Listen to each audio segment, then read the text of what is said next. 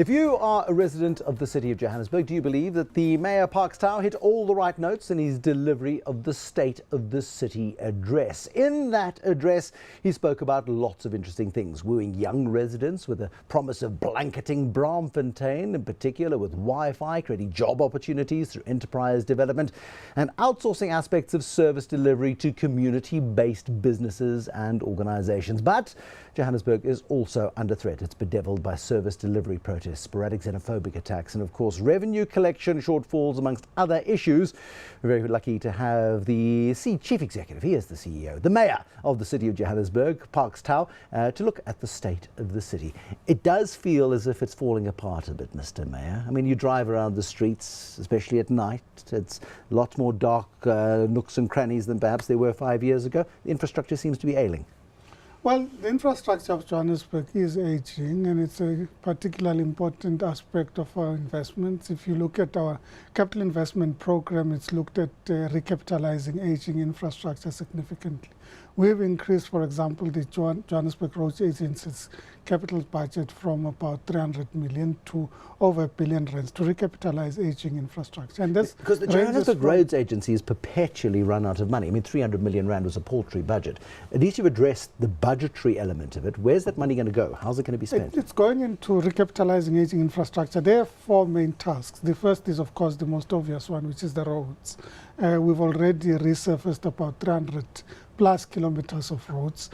Thinking about it, people always talk about patching the potholes, but we're saying in certain instances it's actually more sustainable to resurface the roads. So we've done more than 300 kilometers of this, and this we indicated in the State of the City address. We have allocated the money to recapitalize the traffic lighting system and to introduce a much more advanced signaling system that can report. There's been talk about this for a long time. I remember 2008 when the lights first started going out and we had load shedding and people were saying, okay, no, we're going to get solar powered traffic lights and that'll solve the problem.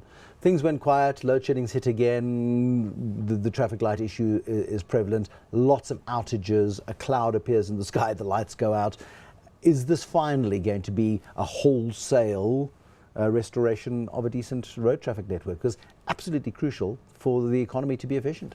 We said in the State of the City address that we've recapitalized about 75% of our traffic signaling systems to accommodate new, more intelligent signals that one are able to inform us when there are defaults, so that or other defects, so that we're able to respond timelessly, but also that we have more intelligent systems. Now, interestingly, we've had a problem, which is a problem that Johannesburg faces with other cities. We initiated a technology that uses GSM technologies for traffic signaling, and some people found other uses for the cell phone. People sort of piggyback on the traffic light signal. Yes. So they piggyback on the traffic light signals, and we've had to investigate alternative technologies that are not GSM based, so that in fact, and have had to go back to the cell phone network operators to say we need technologies that do not enable people to call on the basis of your technology. Yeah. And that's really about addressing all the problems. Now, as I was indicating, we've recapitalized about 75% of our traffic signals, and we're continuing to recapitalize it. But the JRA also has the responsibility to do bridges and stormwater drainage. Stormwater drains are a big issue. They also contribute to road degradation too, because roads don't drain properly, potholes form, and we go full circle on that one. We look at the issue of unemployment. I mean, Joburg has been a migratory city in its existence. Started in 1885, a bunch of migrants arrived and started digging gold out of the ground, and people have been coming and going ever since. Yet it's also a magnet for people from all over the continent. We've seen the xenophobic issues here as well, but it also puts incredible pressure on the existing infrastructure of the city. How are we going to manage this longer term, where the place of gold? It's always been as the place of hope. It's always been this magnet for people from everywhere looking for a buck. Projections are that the population of Johannesburg will continue to grow. It's growing at about 10,000 people per month. And But that's how a does huge any number how of does people. any city sustain that? How does any municipal infrastructure sustain that sort of influx? And it's really a complex problem. I mean, in certain instances, we're dealing with moving targets, whether this is about housing, sanitation, electricity, people locating in informal settlements. You have a continuously moving target, but you have to increase your investments, look at creative technologies that you can implement so that you're able to reach more people much Where's more the quicker. money come from for all of this? Because ultimately it's a people problem, but it's also a money problem. And without taking your ratepayers and holding them up against the wall and frisking them for their small change, where's the central government can't afford to keep funding it. Ratepayers, those who do pay their rates, can't afford to keep funding it. Where's the money going to come It's from? about effective management of the fiscus. I mean, think about it. When we came into office in 2011, this was immediately after the World Cup. Our capex had gone down to about 3.9 billion rands. In the current financial year, we're standing at 10.8 billion rands. That's an indication. Where's the of revenue city. coming from then? It's revenue that we generate. We generate about, for purposes of our capex, we generate about 70% of it, and 30% comes from the state. So it means that we generate cash surpluses, and the rest we float on the bond exchange. So we list That debt has to be bonds. serviced, though. The debt is serviced. We also are managing it very prudently. For those who've been following the way in which we're managing the capital markets and engaging with the capital markets, we ensure that we're able to service our What's your debts. rating like? We actually have a very good rating. We're at AA. And of course, AA. Your rating's minus, higher than the country rating. It's higher, but then it's a domestic rating. Yeah, We're not. sure.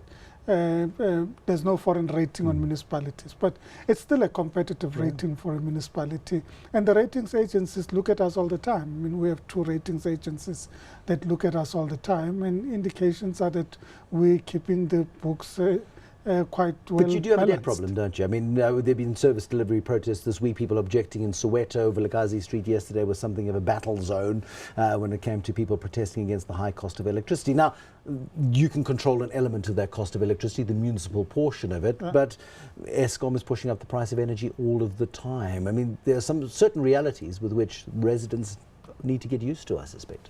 But there are also things that we can do as a municipality by introducing alternatives and incentives for people to use the electricity more prudently and effectively. And those are the programs that big we leader. I mean, from a South African perspective, load limitations and really introducing new ways of the flow of electricity throughout the day, that has been quite active, and quite a lot of load shedding has been avoided in recent weeks with a new way of thinking about the way in which we consume energy.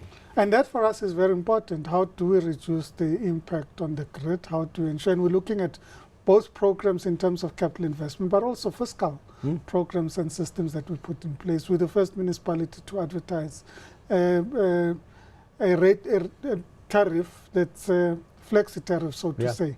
It's structured such that it incentivizes people to shift the load of their energy consumption, because in peak periods you actually would be paying more. Absolutely. And off-peak periods you'd pay less. But think about it this way. For the heat to be generated in your geyser, you don't need to generate it off-peak, because when you need it, is not when you need the water. No, absolutely. The water I mean, to be it's about heated sensible management, and there are the systems coming in, and we're finally thinking smarter about it. Corruption within the City of Johannesburg, big announcement this week of a high-profile dismissal. How are you dealing with those issues? Because there is a perception, right or wrong, that you have some problems in that particular space. It's important that we address all of those, that we ensure that people are arrested. We've had 43 people arrested, both municipal employees and contractors in the City of Johannesburg, for defrauding the system, in particular the billing system. We found that people are manipulating meter information, installing meters that are not municipal meters, and therefore defrauding the organization. You're finding that large enterprises are installing prepaid meters that are only allocated to domestic properties. Some of them essentially to have their own vending system that's off the grid of the municipality, but they are using the electricity of the municipality. And we've run a huge investigation in that program. We actually called in SAP, who are our system service provider. Not the South African police. No, not the South African police. The No. SAP. SAP. Right. Yes. And they've come in to do a review of fraud and fraud management in our organization. They've looked at software that can help us detect fraud and to act appropriately. And as I said, more than 43 people have been arrested and action is being taken. But most important is that the city also runs an independently managed credit, rather fraud hotline. Because we think that it's working. We've had more than 2,000 people being reported. It's managed by an independent audit firm. So they are able to determine whether there's a prima facie basis of the allegation being made and effect the necessary follow-ups. We're running out of time. Unpaid bills, how are you dealing with that? Credit control is very important, and it's very important that we encourage people that can afford to pay for their dues in the municipality. That enables us to sustain. What about those who can't afford it? I mean, one of the greatest problems in South Africa, of course, is not everybody can afford to live in a municipality. The rates and taxes are not going to be paid. Electricity bills are not going to be paid. People are going to feed off the system illegally. It's one of the issues of the inequality in our society. We've got an extended social package that enables people to register with the municipality, both those that are unemployed, but also people that earn very low income. So we actually do a family assessment. We go into the home, do an assessment, number of people. So we look at family income for those who are indigent and say, even if there's income, but if it's low, we do an assessment. We look at the number of mouths to feed, so to say, in the home, and then provide free basic water and electricity and other services of the municipality on the basis of the number of people that are in that household. You were talking about Wi-Fi in Braamfontein. You were talking about 200,000 jobs for young people. Is all of this enough ahead of next year's local government elections to keep the electorate sweet? We've started blanketing Braamfontein with wireless mesh that would enable people at any point in Braamfontein to have access to Wi-Fi. There's a portion of it that would be free. It allocates people access to the internet. And Braamfontein is particularly important. That's an exciting place. Yeah. It's an exciting place. It's a youthful place. The concentration of young people, student residences, the two universities. Good because voters. We're trying to... Good voters, you see. There we are. The question being, last question, is this, are you in time to keep the ANC in power in local government by 2016? The programs have been implemented all along. I mean, Josie at Work, which is our community enterprise development program, where we engage communities as conduits through which we provide municipal services, is underway. It's being implemented. So if you think about it, when you go down into communities and the work that we've been doing over the past few years, are people feeling the impact? They are. We're getting the feedback. Parks Tower, we must leave it there, but I thank you for coming in. It's nice of you to come through here to see us this evening. That was the Executive Mayor of Johannesburg, Parks Tower. More challenges, more problems, more obstacles, and more opportunities to address tomorrow. But that's it for tonight with Bruce Whitfield. Until next time, good night and goodbye.